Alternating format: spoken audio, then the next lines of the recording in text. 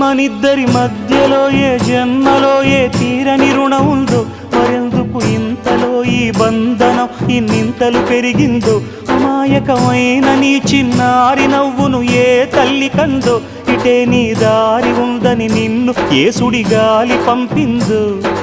పాపం పుణ్యం దేవుడికెరుక, పేదకు దొరికిన బంగారు కణిక, పాలు వెన్నాలేవని అనక ప్రేమను తాగి పెరగవెసిలక.